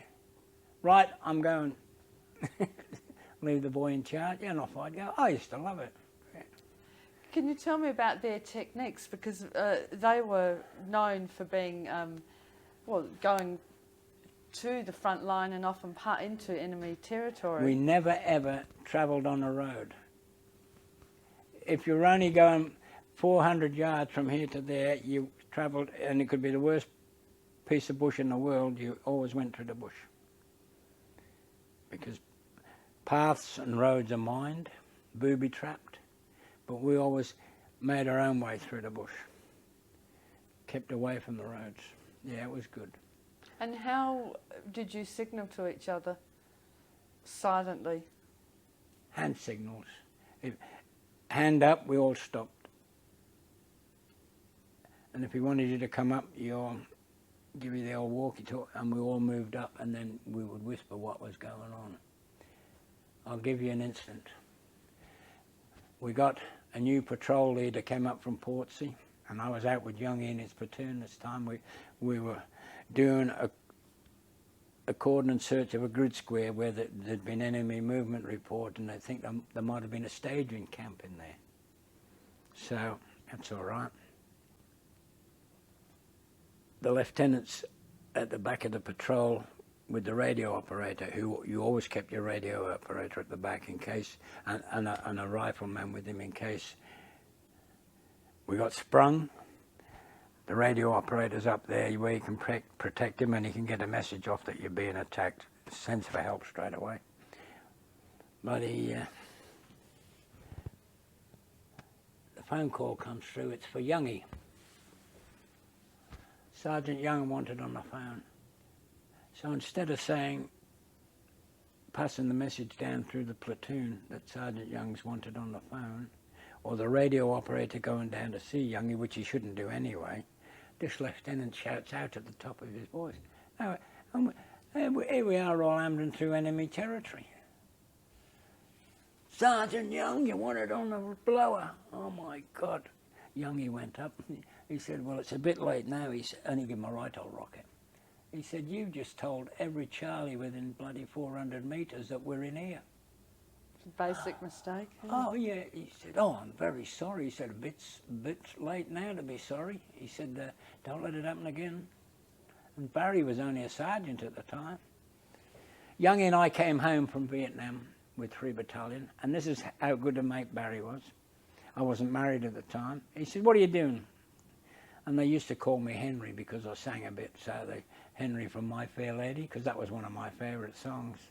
I have often walked down the street before. Why don't you sing it? Eh? Are we going to get a chance to hear your singing voice? Maybe. So I've talked it away, haven't I? So anyway, he said, "What are you doing, Henry?" I said, "Oh, I'll get a job in a hotel somewhere. Meet some nice young waitresses." I said, "I'll have a ball." He says, "Come home and meet the family." I said, "Oh, I've never been to Tasmania." So I went home with him to Tasmania. Go at the races on the Saturday, blew $1,000 on the horses. So anyway, we're only home a week and Youngie gets called up to the barracks. So we go up and this CO up there says, "Oh, congratulations, Warrant Officer Young." He'd been promoted. And Youngie said, "Oh, that's good." He said, "And pack your gear, you're going back to Vietnam with the training team next week." Oh, he said, so he gave him his travel warrant. He'd stuffed up the initials. It was Barry, I forget his second initial, Barry something Young. And anyway, on Barry's old travel warrant to go back to the mainland to 3 Battalion was something else. And Youngie says, there's your travel warrant." So we both come home and come back to the mainland as Youngs.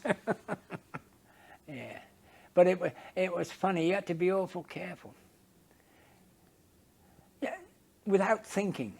And that's what the SAS trained their soldiers that well. It was just done straight away, automatically. And if anything happened, if a patrol was sprung, they just went to their positions without being told. They just done what they had to do. Yeah, it was good. So you, in a strange way, even though you were in dangerous territory with them, you must have felt quite safe being part of that. You did. You never thought about it. In fact, Connigan, that's one of the patrol sergeants I was telling you about. Now, Connigan was... He was just a little shorter than me. He'd probably come up to there, but you couldn't wish to meet. He ended up as an instructor in the infantry battalion, infantry training centre. But we're going up this old dry river bed and there's a fallen tree. Now, the normal thing to do is crawl, and there was plenty of room to crawl under it. Not Connigan. He goes over the top of this tree. He gets to the other side and slips. And he buried his rifle in the mud, the barrel about that far into the mud. Now, we don't know who's watching us or what, but the rest of the other 4 of us on the patrol were lying on the ground killing ourselves laughing. And he's saying, "Nothing to laugh at." And then he started laughing. He realised this. I said, "Why the hell didn't you go under the tree?" He said, "I don't know." So we had to wait for an hour while he cleaned his weapon to get the mud out of the barrel. He'd really, because over there, you know, it's a hell of a place, Vietnam, for weather. And we'd sit, 5 of us would sit in a circle with our kit on of a night, and you'd all take turns to sleep. You'd have your 2 hours, and then you'd touch the next bloke, he'd do the next 2 hours. So you all relied on each other, so everybody done what they were supposed to do. How did you judge your 2 hours? Your old watches. Your old luminous army type watches. If I wish I had one now, they're worth about $400 or $500 from, you know, J. Farron Price, the watch people from Queensland. Yeah, they're always after them. And what, did they have a little alarm? How did you know your 2 hours were done? No, you just kept yourself awake because you were looking around all the time. Yeah, they relied on you, so you couldn't go to sleep. Yeah. And we'd all stay awake till last light, but you had no trouble. But you're that well trained, you wake up. See, I wake up here at 4:30 every morning. So you sort of you trained your own mind. Yeah. So you realise, you know, you're relying on the other bloke, so he's going to do the right thing by you. Because if he goes to sleep, we're all dead. If we're sprung. Yeah. So it was very good. What were the patrols that they were doing? What were you doing? That patrol with Connigan. Now, we were doing a cordon search. Another time they were doing, I wasn't on that patrol, they were doing a cordon search. They got information from an American reconnaissance patrol that they think they'd come across a staging camp, which there were a hell of a lot of them down the Ho Chi Minh Trail and through different grid squares down to Saigon. And who was it? Junior Smith, forward, the designated member of your 5-man patrol. One of them's a forward scout. When you stop, the bloke, it could be 1, 2, 3 or 4 or 5, but one of them is the forward scout. So you stop somewhere and you think, now I wonder if there's anybody in there. They go in, forward scout goes in and checks the place out thoroughly. Sometimes they wait there for hours, checking it out for movement, you know. No movement. Back he comes. Haven't seen a soul. Seems all right to me. So in they go, and he was in the middle of the thing out, in the middle of the camp, and all of a sudden they got sprung. Charlie had seen them coming. There was a few Charlies in there. They were resting up on their way somewhere, and they were lucky. There was a shell hole right in the middle of the camp, so they jumped in there. The radio operator called for help straight away, and the chopper come in and picked them up. Dropped the rope, and they were all on the rope. And they were still climbing up the rope when the chopper was taken off through the trees. That would have been a sight. Well, we had a Kiwi platoon with us, and this, you know, Bill. Have you watched Bill Saylor, the rugby player, rugby union, big black Thursday Island? Well, this Kiwi looked like Bill Saylor. And when we got there, when I went up with one squadron to relieve 3 squadron, it looked like he had a dartboard on his stomach. It was white. It was a circle, and it was white. The year before, the patrol he was with, the Kiwis, we used to have the platoon with us on the hill, but they used to be down round the corner away from us. But we all ate together, Kiwis and the Aussies, and the patrol he was on got sprung. So that's all right. Chopper comes in, picks him up.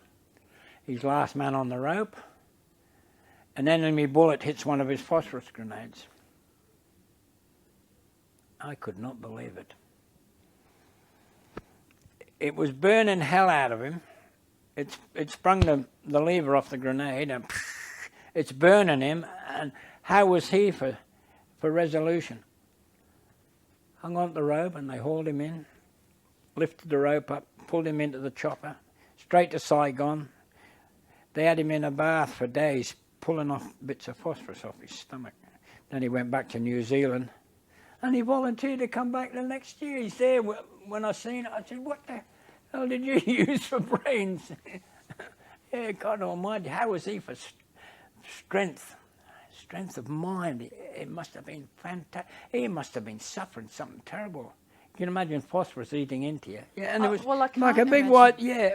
Oh, it's terrible stuff. You know when a match sticks to your fingers and it burns, doesn't it? Well, phosphorus they use in these grenades is 80 times stronger than that, just a little flake of phosphorus. Yeah. And there he is, he's back the next year, volunteered to go back again with another platoon. Terrible fellow. What are you talking about? You were volunteering to go out with the SAS patrols. Well, yeah, well, I enjoyed it.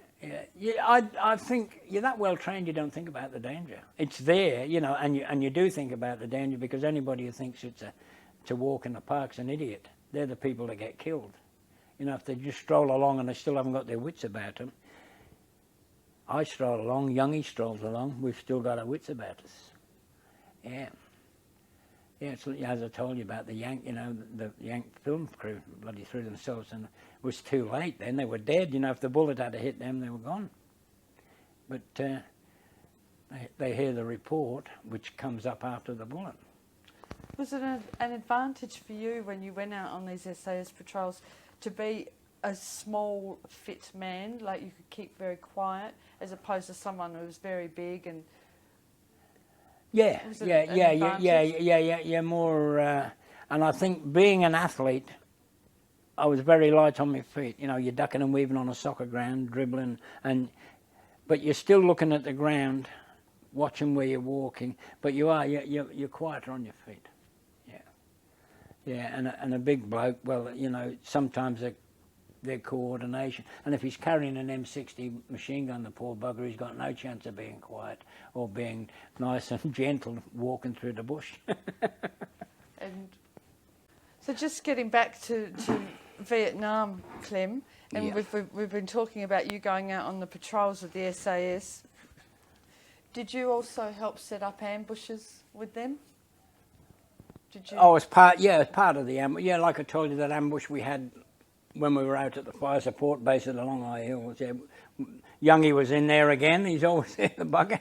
We set our ambush position up in the evening. We were on the inside of the paddy bun, which is the wall around the rice paddy, and we were on the inside with our feet in the bloody mucky rice water, and we lay there all night because the track was coming down from the hills down that side of the paddy fields. Yeah, so we just lay there all night till it was ready to spring the ambush. You're in a lot of unsanitary conditions. You're often cold and wet. Did you get sick?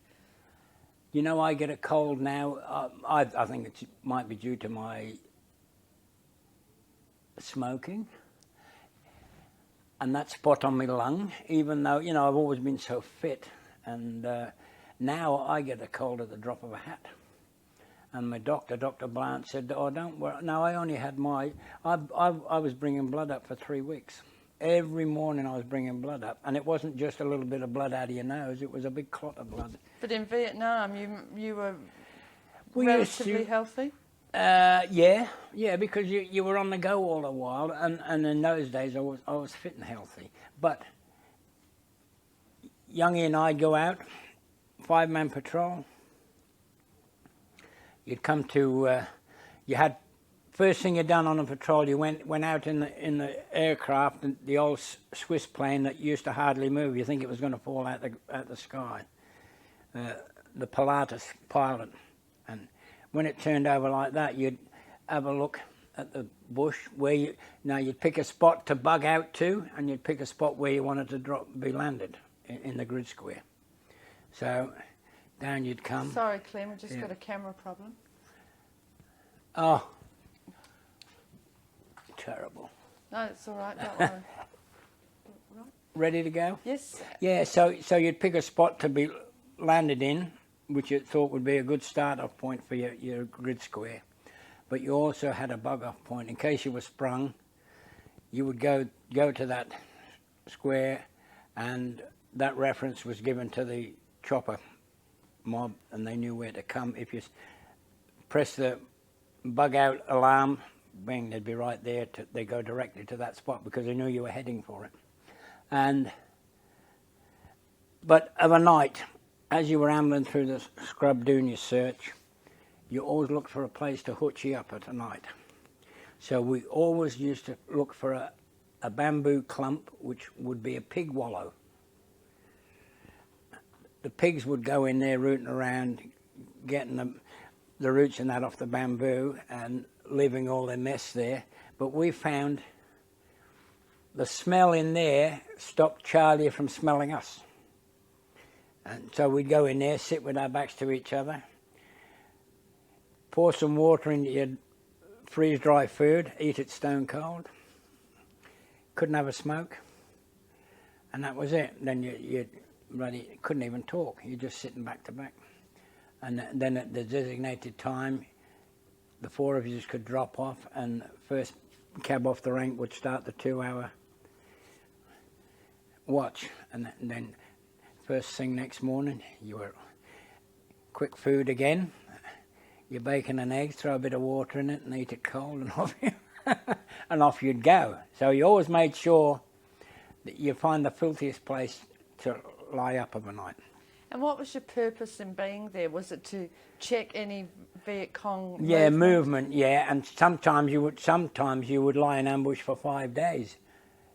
There'd been a lot of movement on that track. Somebody reported a lot of movement. Aerial reconnaissance had reported a lot of movement. So if you were the patrol to go out and you'd lie there for 5 days just watching troop movement down the track and reporting that back.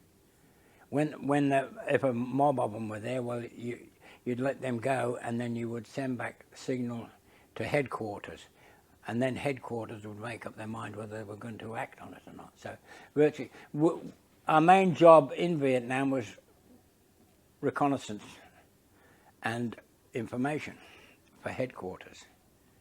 But sometimes you were sprung, you couldn't help it, so you were in a contact. Then break off the contact and start running. But mainly reconnaissance and information back to headquarters to act on. Did you ever lose any of the Not group? while I was there. No, I never had. I lost one of my good soccer players, Burma Mealan, but he was on another patrol. But he didn't lose his life till he come back to Fremantle. He had cicateers hanging around his neck to cut through the bamboo and through the bush, because it's terrible over there. Lantana over there is worse than here. And so, as I told you, we always travel through that. We never travel on tracks. And a bullet hit him in the cicateers and just left a hole in it and just give him a bruise on the chest. They're doing a night exercise a year or so later down at Fremantle, and he stepped backwards over a cliff and killed himself, the poor sod. And he was from Burma, and he'd lived through all that. His mum and dad had lived through all that bloody regime, you know, with the Chinese in Burma. And yeah, he was a fabulous soccer player. Everything to live for. Had a lovely girlfriend, and bloody stepped back off one night on a training exercise, bingo, without thinking it, and killed himself, the poor sod. Being as you were on the reconnaissance missions, you would have, I imagine, had to have learnt how to kill people very quietly. Is that the case? Out there, no, out there you shoot them. But you are taught unarmed combat. See, my old mate, getting back to my other running mate, old Father Jackson, tall, 6 foot odd, getting back to the VC winner, the instructor, he was the unarmed combat instructor, Sergeant Major Simpson. So we're doing unarmed combat this day. That was that physical training course I was on. So he's teaching us unarmed combat, just freshen us up. He's got a K-bar, you know, the American troops dagger, and luckily he's got it in the sheath. So he's saying to Jagger, right, you know, I'm going to come at you with this. He said, you know how to stop? Yeah. So, right.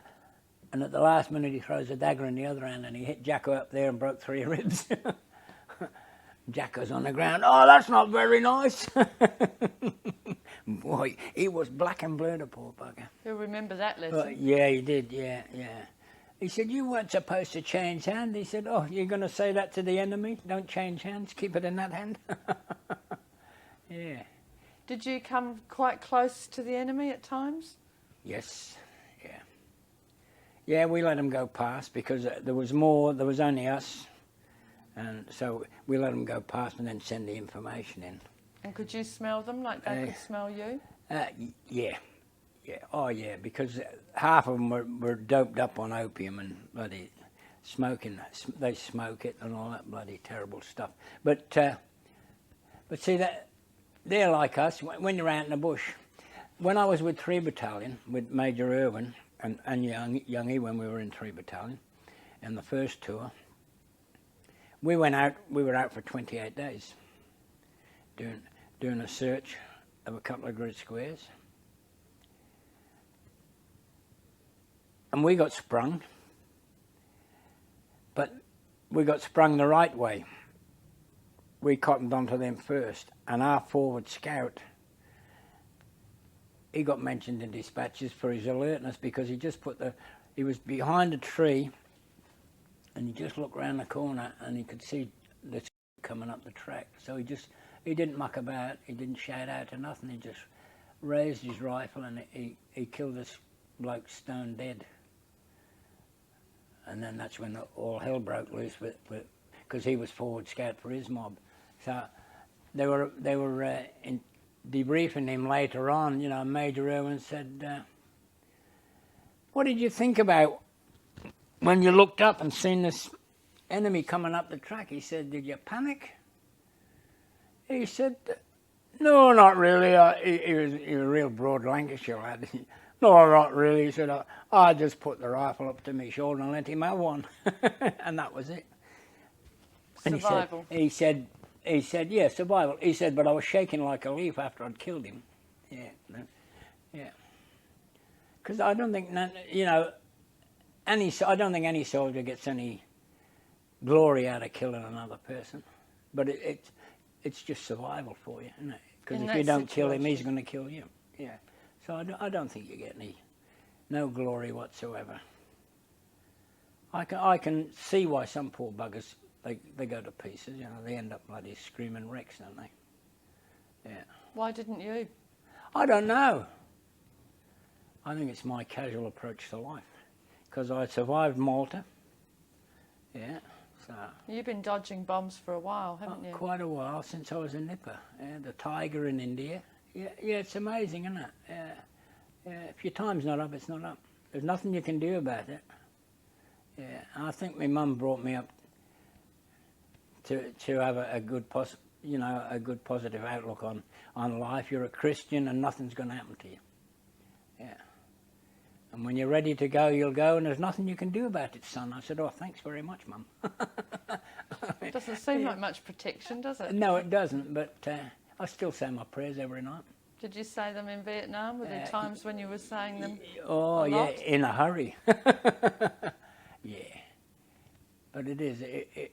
See, even the B-52 bombers, the Yanks, with all their computer references and their numbers, they come up and they bomb them Long Eye Hills. Now, behind us, about a quarter of a mile, which is a good distance, behind us was a village.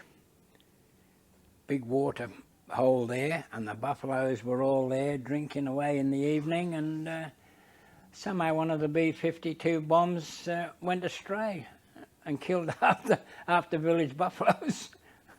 Didn't kill anybody, thank God, but all the buffaloes were having a drink. Bingo, yeah, killed half of them. What did you think of the Americans? There were some good ones, but they were foolhardy. You know, we'd be in a lamp. The trouble with the Yanks was, patrol leader would go down, Slag O'Keefe, for instance, would go down and do a briefing at headquarters with the American liaison officer. And headquarters task force would say, "Right, this patrol of ours is going into grid reference so-and-so, going to do a coordinate search of that whole grid square." Said a Yankee officer, "Now, have you got any plans for that grid square?" And the Yank would say, "Oh, no, our boys will be miles away. They'll be over 4 grid squares away doing what they've got to do over there." Okay, fair enough. Got it all written down yet? Off they'd go. Slag would come back and say, "It's all right, we're off tomorrow. Chopper will be up." We had our own little chopper pad that picked us up. So the chopper would be there in the morning and away we'd go. We'd be lying up for a couple of days in an ambush position. Next minute, a platoon of Yanks would come waddling through with their earphones on and their bloody Walkmans going, smoking cigars, talking amongst themselves, rifles slung upside down. Yeah, they were the sloppiest soldiers in the world.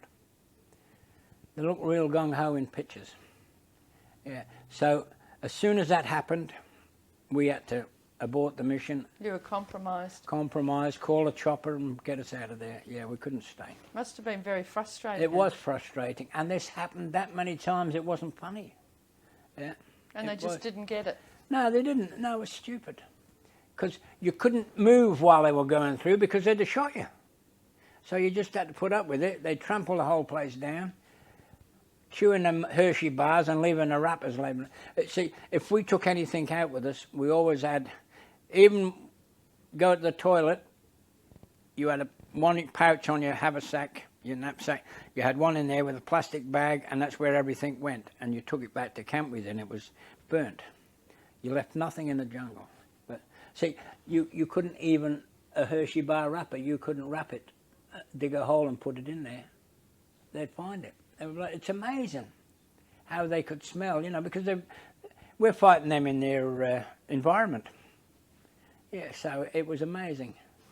And you mentioned earlier that some of the Australian soldiers were smoking dope at this stage. Yeah, oh yeah. What did you know of the American troops and drugs? Oh, they were rotten with it, yeah. What makes you think that?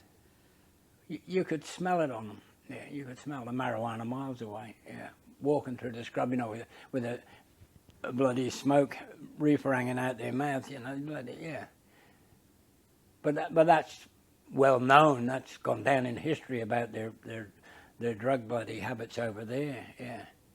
Were their superior officers just turn their eye, you know, not worth a bother. Yeah. Yeah. It's funny, isn't it? Yeah, they would. Yeah, they could tell. Like I was telling you about that, you know, that was tap dancing and carrying on like Sammy Davis Jr. waiting to go to Taiwan. Bloody, he was probably hopped high to heaven. Yeah, bloody. He was funny, but you could tell they were on dope. Yeah, yeah, amazing. I would have thought it would be the most frightening place in the world not to be on top form. Like I would have thought you'd want to be as sharp as a tack. But that's how many of them got killed, wasn't it? One of the hills up there. Now this, I think I forget. I'm not sure, but I think they made a picture of it. They're on this hill. They're going to attack it. Charlie's up halfway up the hill, firing back at them. Then they drop back a little bit. The Yankee officer moves his company forward a little bit. And then Charlie really digs in and the fight goes on for a few hours. So the officer calls for artillery support. Charlie's not stupid. He knows he's been there long enough, moves back over the hill. Come on, lads, we've got them. And this mob run up the hill, in comes the artillery support and kills most of them. Yeah. Now that lieutenant, before, he should have called off the fire support before he moved them up that last half of the hill. So, but in the thick of the, you know, the circumstances, half the time they seem to forget what's going on. What did you think of the North Vietnamese Army and the Viet Cong's fighting tactics? Viet Cong they were terrific soldiers. The only difference between the Viet Cong and us was they had fire support. We had air support. They had Russians teaching them, and their Russian, well, the instructors were very good. We often seen a Russian ambling along with patrols. But the Russians weren't supposed to be involved. They weren't supposed to be there. But they were firing all Russian AK-47 weapons, weren't they? And RPGs made in Russia. So it's a funny old, war's a funny old game, isn't it? Yeah. Yeah. Well, look at Iraq last time. America was sending them around all the money, giving them all the money, giving them all the weaponry they wanted, selling it to them to fight Iran and Iraq. Afghanistan, the same deal. Yeah. Did you ever question why you were there? No.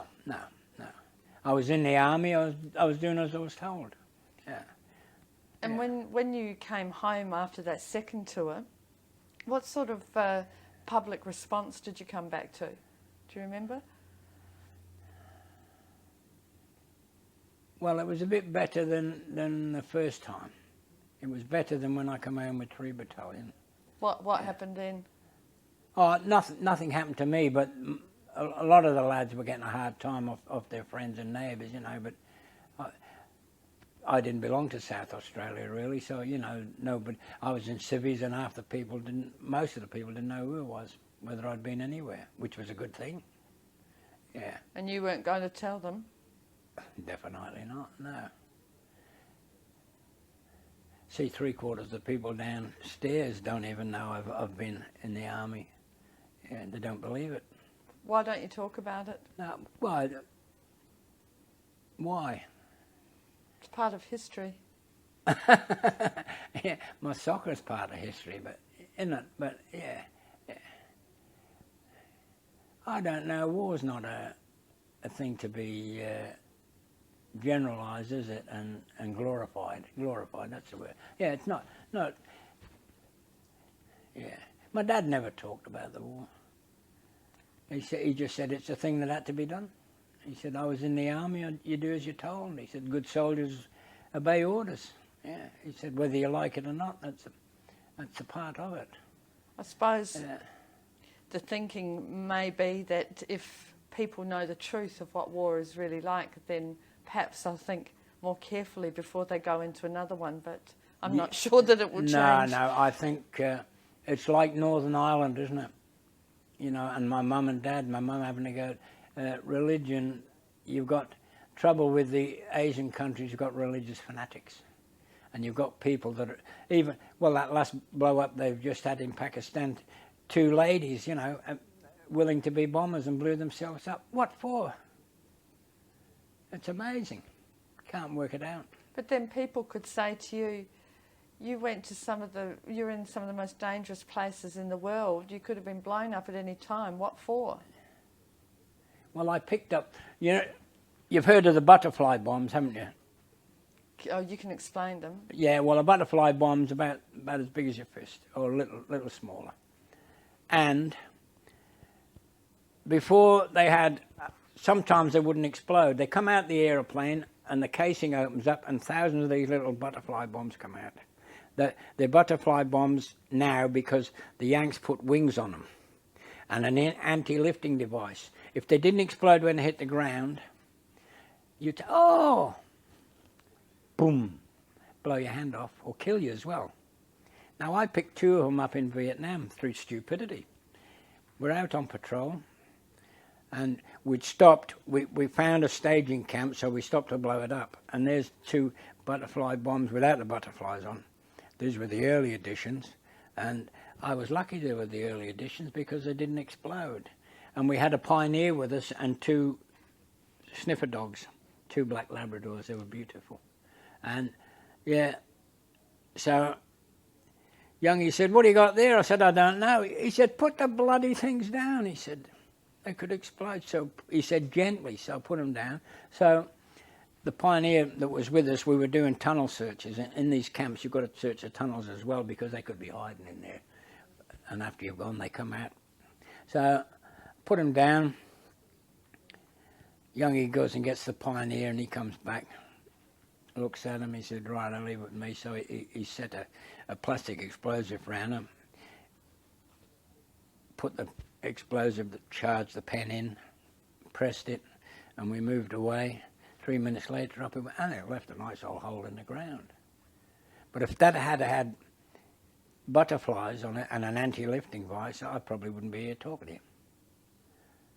There's probably a lot of times that could have happened that you wouldn't have been here talking to us. I mean, starting from when you were a little boy. Yeah, in Malta, of course.